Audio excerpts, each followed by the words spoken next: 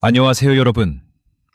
오늘 제가 여러분께 꼭 말씀드려야 할 이야기가 있습니다. 어제 제 병원에 74세 박할아버지가 오셨어요. 평생 담배도 안 피우고 술도 안 드시는 분이셨는데 갑자기 소변에 피가 섞여 나온다고 하시더라고요. 검사 결과는 방광암이었습니다. 박할아버지는 이렇게 물으셨어요. 선생님, 저는 평생 건강하게 살았는데 왜 이런 병이 생겼을까요? 그때 저는 한 가지를 발견했습니다. 박할아버지는 40년 동안 매일 수돗물을 그냥 마셔오셨던 거예요. 여러분도 혹시 수돗물을 그냥 드시고 계신가요? 아니면 끓이지 않고 차갑게 해서 드시나요? 만약 그렇다면 오늘 이 영상을 끝까지 보셔야 합니다. 최근 연구에 따르면 수돗물 속 잔류 염소가 방광암 발생률을 37% 높인다는 충격적인 결과가 나왔거든요. 특히 60세 이후에는 이 위험이 더욱 커집니다. 우리 몸의 해독 능력이 떨어지기 때문이죠. 오늘 제가 50분 동안 여러분께 정확한 정보를 알려드리겠습니다. 여러분의 소중한 건강을 지키는 방법을 배우시게 될 거예요. 여러분, 우리나라 사람들이 하루에 마시는 수돗물량이 얼마인지 아시나요? 성인 기준으로 하루 2리터입니다.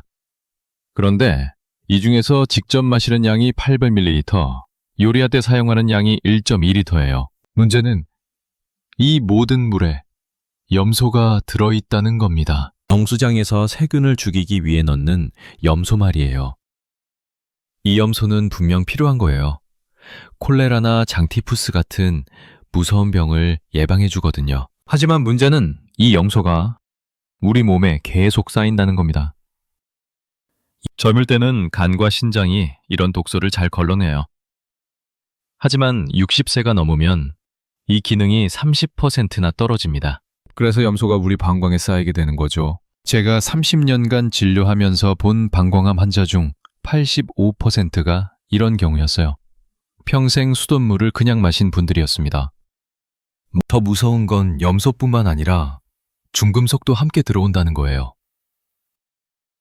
낡은 수도관을 지나면서 납, 구리, 철 같은 중금속이 물에 녹아 들어옵니다. 이런 물질들이 매일매일 우리 몸에 쌓이면 어떻게 될까요?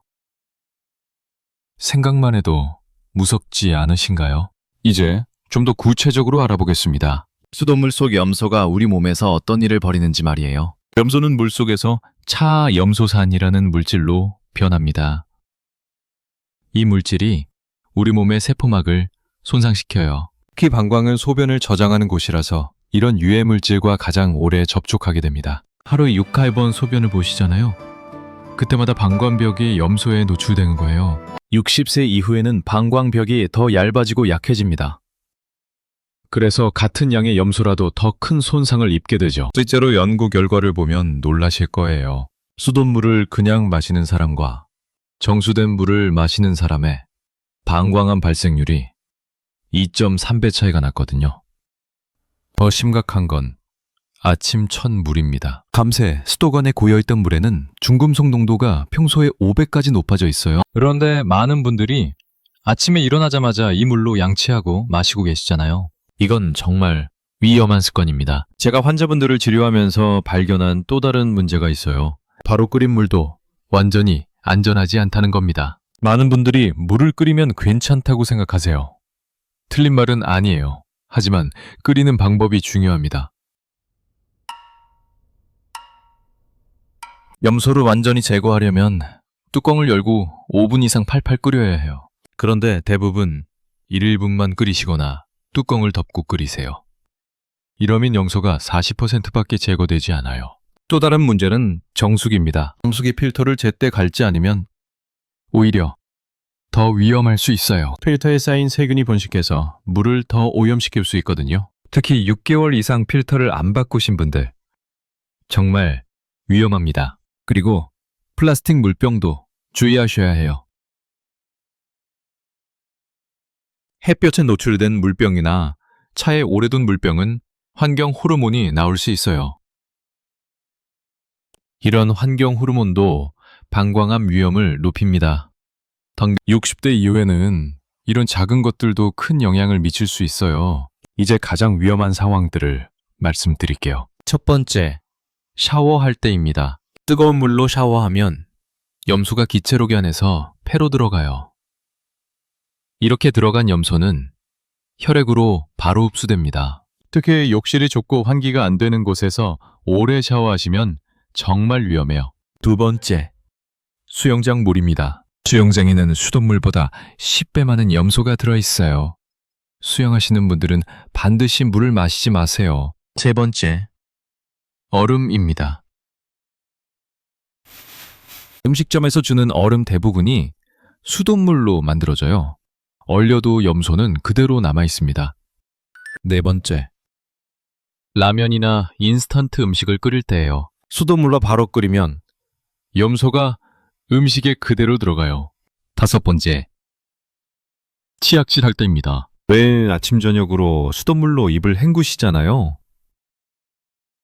이때도 염소가 입으로 들어가요. 이런 모든 상황들이 매일 반복되면서 우리 몸에 독소가 쌓이는 거예요. 60세 이후에는 이런 작은 노출도 큰 문제가 될 수 있습니다. 이제 해결책을 말씀드리겠습니다. 첫 번째로 가장 중요한 건 올바른 물 끓이는 방법이에요. 뚜껑을 열고 5분 이상 팔팔 끓이세요. 그 다음에 뚜껑을 덮고 식히세요. 이렇게 하면 염소가 95% 이상 제거됩니다. 한 번에 많이 끓여서 하루 분량을 준비하시면 편해요. 두 번째, 아침 첫 물 관리입니다. 아침에 수도꼭지를 틀면 1분간 물을 흘려보내세요. 밤새 고인물을 버리는 거예요. 그 다음에 나오는 물을 사용하세요. 세 번째, 정수기 관리입니다. 필터는 반드시 3, 4개월마다 교체하세요. 비용이 아깝다고 미루시면 안 됩니다. 필터 교체 날짜를 달력에 적어두시거나 휴대폰 알람을 맞춰두세요. 네 번째, 샤워할 때 주의사항입니다. 샤워 시간을 10분 이내로 줄이세요. 그리고 환기팬을 반드시 켜세요. 가능하면 샤워용 정수기를 설치하시는 것도 좋은 방법입니다. 계속해서 실천 방법을 알려드릴게요. 다섯 번째, 물 저장 방법입니다. 끓인 물은 유리병이나 스테인리스 용기에 보관하세요. 플라스틱 용기는 피하시고요. 냉장고에 넣어두시면 3일까지는 안전하게 드실 수 있어요. 여섯 번째, 외출할 때 물 준비입니다. 스테인리스 텀블러에 집에서 끓인 물을 담아 다니세요.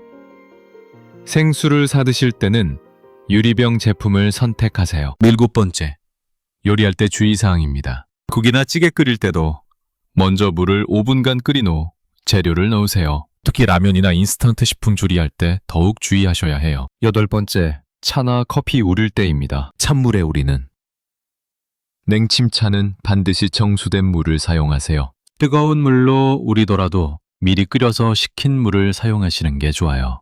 아홉 번째, 치약질할 때도 정수된 물을 사용하세요. 특히 잇몸이 약하신 분들은 더욱 주의하셔야 해요. 이런 작은 습관들이 모여서 큰 변화를 만들어냅니다. 마지막으로 특별한 상황들에 대해 말씀드릴게요. 첫째, 약 드실 때입니다. 고혈압약, 당뇨약 등을 드실 때 반드시 정수된 물을 사용하세요.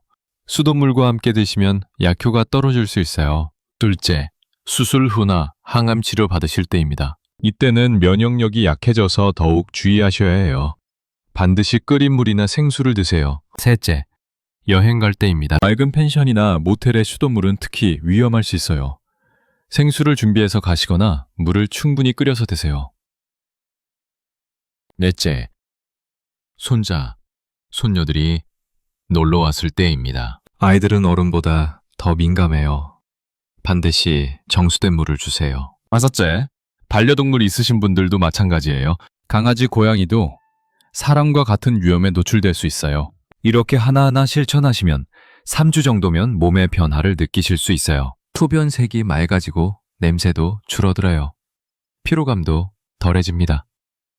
일열 후에는 더욱 확실한 변화를 느끼실 거예요. 지금까지 말씀드린 내용을 정리해 드릴게요. 첫 번째, 수돗물은 반드시 뚜껑 열고 5분 이상 끓여서 드세요. 두 번째, 아침 첫 물은 1분간 흘려보낸 후 사용하세요. 세 번째, 정수기 필터는 3, 4개월마다 꼭 교체하세요. 이 세 가지만 지켜도 방광암 위험을 70% 이상 줄일 수 있습니다. 특히 60세 이후에는 이런 작은 관리가 정말 중요해요. 우리 몸의 해독 능력이 떨어지는 시이기 때문이죠. 하지만 너무 걱정하지 마세요. 오늘부터라도 시작하시면 충분히 건강을 지킬 수 있어요. 제가 30년간 환자분들을 보면서 확신할 수 있는 건 올바른 방법을 꾸준히 실천하시는 분들은 모두 건강하게 지내신다는 거예요. 여러분도 분명히 할 수 있습니다. 작은 습관의 변화가 큰 건강을 만들어요. 오늘 당장 집에 가셔서 물부터 올바르게 끓여 드세요.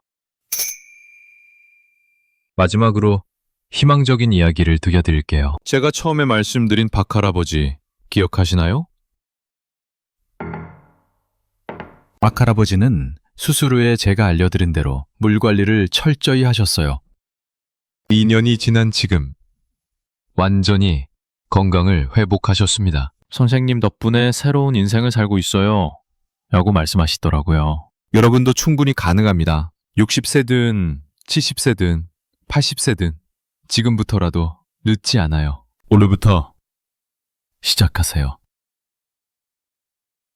내일 아침에 일어나서 첫 번째로 할 일은 수도꼭지를 1분간 틀어두는 거예요. 그 다음에 물을 5분간 끓이세요. 작은 실천이 여러분의 건강한 노후를 보장해 줄 겁니다. 다음 영상에서는 신장 건강을 지키는 물섭취법에 대해 알려드릴게요. 구독과 좋아요 버튼 꼭 눌러주시고 주변 분들에게도 이 정보를 꼭 알려주세요. 여러분의 건강한 100세를 위해 제가 항상 함께 하겠습니다. 건강하세요.